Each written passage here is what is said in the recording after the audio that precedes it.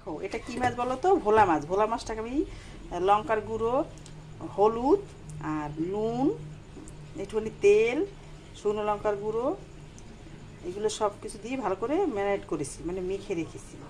এখন এটাকে আমি এমনি কলা পাতায় ভাজা করি, কিন্তু আজকে করব আমি কড়াইতে। দেখো কিভাবে করি।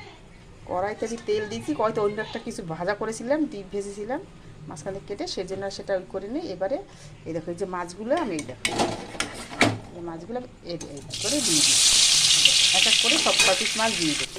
সব কয় পিস মাছ আমি দিয়ে দিলাম কড়াইতে। এদিকে আমি রেডি করেছি আলু, পেঁয়াজ আর ভিতরে রসুন আছে। দেখো এইটাকে আমি ভালো করে এই যে ভিতর দিয়ে মেখে নেব। এতে নুন, হলুদ, লঙ্কার গুঁড়ো, একটুখানি সামান্য তেল দিয়ে ভালো করে মেখে নেব।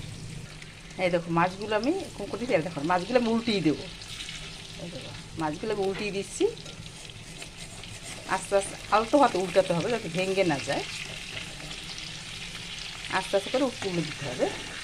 এই দেখো আমার এদিকটা কিন্তু ভালোই হয়ে এসছে, কিন্তু অনেকটা তেল আছে।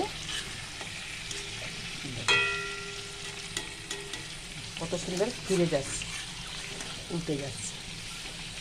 সব উল্টে দেবো, এরকম করে করে আমি উল্টে দেবো।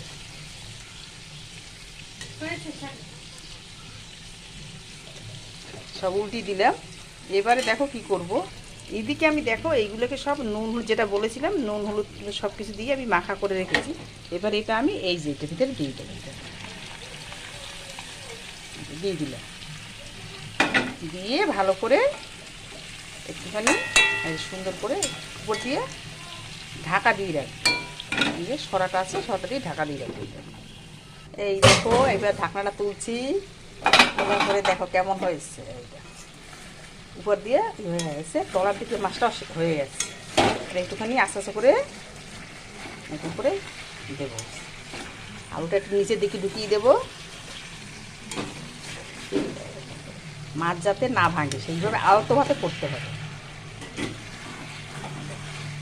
দেখো আস্তে আস্তে করে দেবো।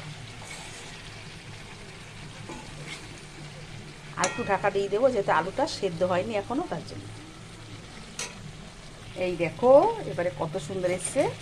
তলাটা কিন্তু হয়ে গেছে, সবই হয়ে গেছে। এবারে ভালো করে নেড়ে চেড়ে আমি এই আস্তে আস্তে উল্টিয়ে দেবো।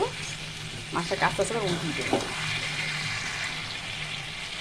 উল্টিয়ে দেবো। এই তলা লেগে গেছে, জলটা একদম পুরো টেনে গেছে।